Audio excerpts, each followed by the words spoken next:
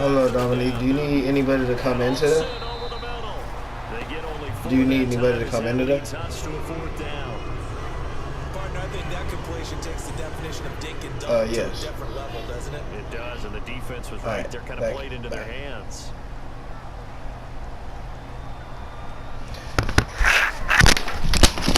Yeah, she said, On the return, Hester. A good return there, call it 13 yards.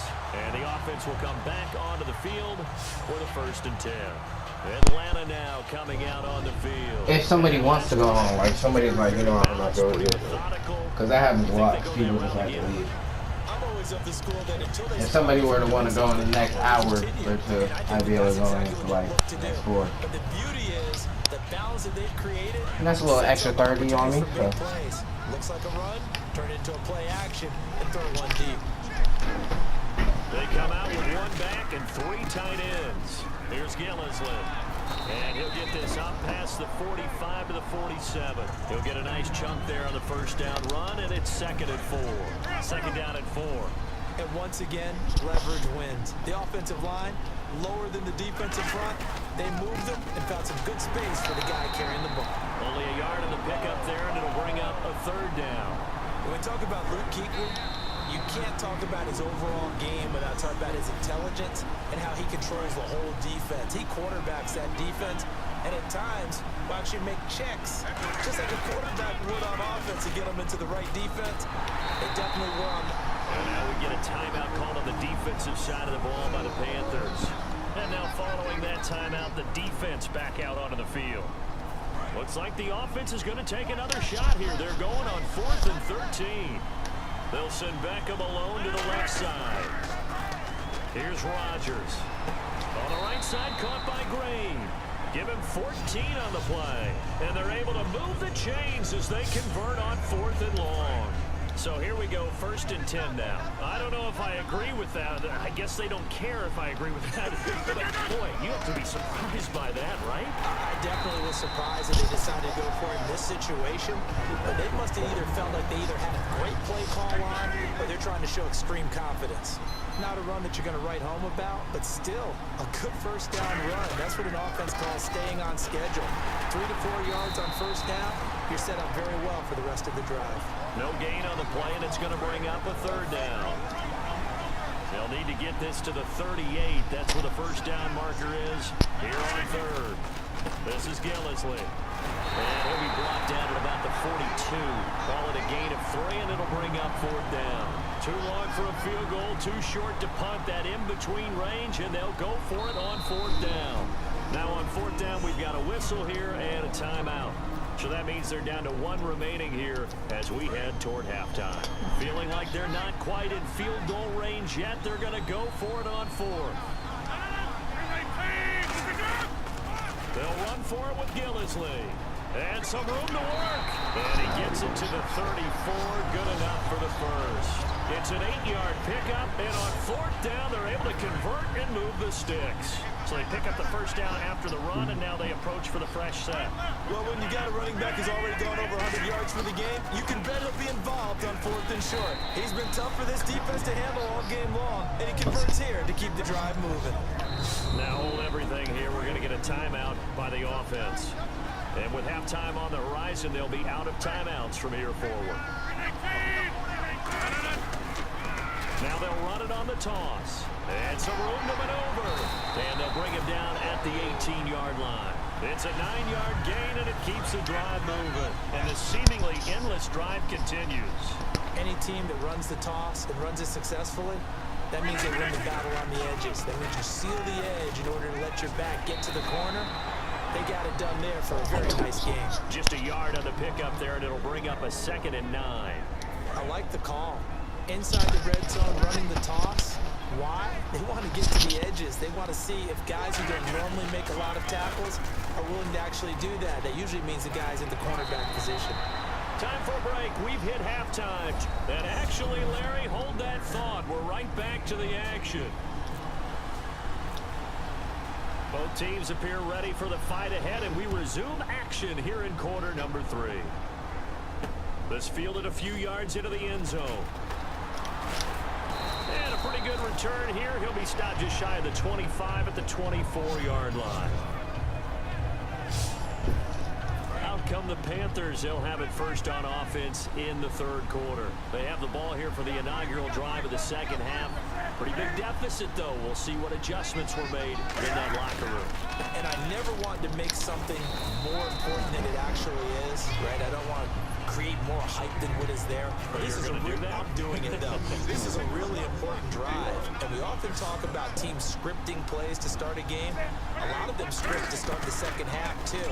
And they're scripting something that they expect to get them into the end zone and back into this game. We'll see if that script is a good one for them. In recent years, the slot receivers really gained stature in the NFL because they can do so many things.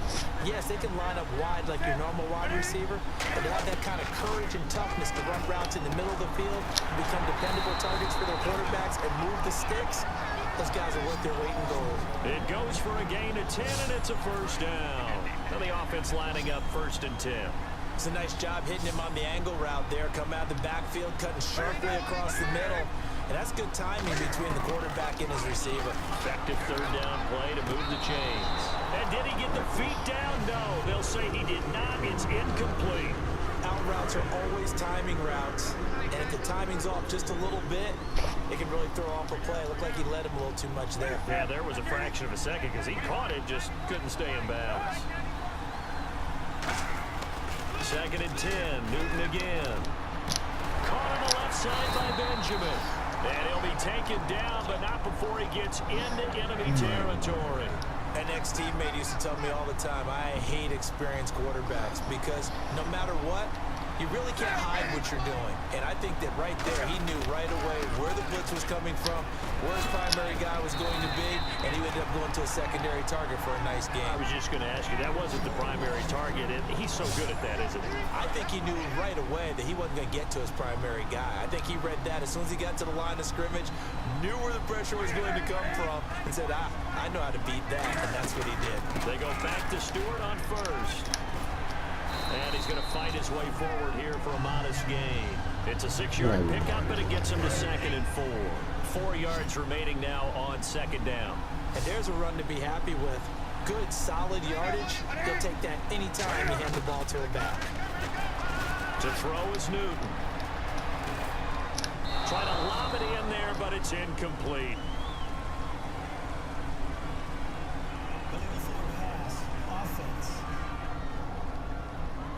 And the QB steps over the line of scrimmage. That's an illegal forward pass. And that is so rare because at the different positions, you have to know different things. Wide receivers have to know where the first down line is. Quarterbacks almost always know where the line of scrimmage is. Completes it to Dixon. And he takes it into the end zone across the chalk. Now there is a flag down, but I think that's offsides on the defense. Yeah, I think that's going to stand, partner.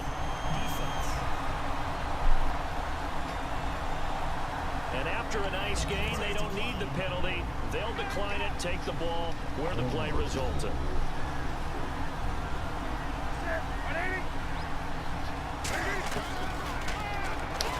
Stepping up, he'll try and run.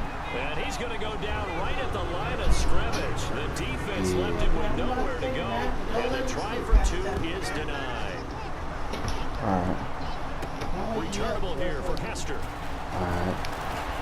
And he'll take it up past the 25 to the 26-yard line. Come on, Devin Hester, you gotta do this, man. I'm gonna close my door. First possession of the second half now.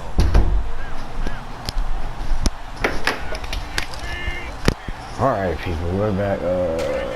Giselle. Now they'll run it on the toss. He has no power. This run's not going to go anywhere. 0 power. Gain on the play. 0 power. But he was stopped on that play. He's had plenty of carries all afternoon. But he's not weak. He's just terrible. That would have been bad. That would have been bad. He's out to the 30. Oh, shit. That's for my unselfish players on any defensive tackles because we ask them to just eat up blocks, allow other people to make tackles. But when he can make the play himself, as we just saw there, that's a big day. And he will have first down yardage as he's brought down at the 4. And that does it for this one. Pat yourself on the back. You just completed and dominated the Madden Ultimate Team Solo Challenge.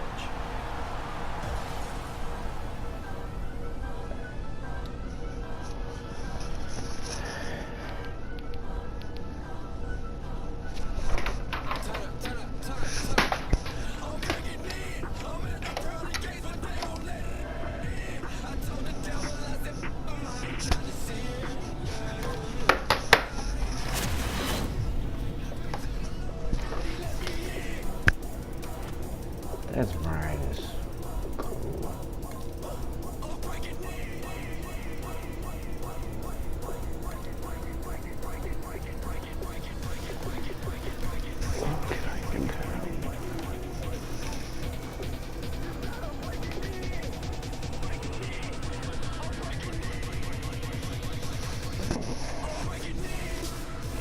Can't even compare him to Larry.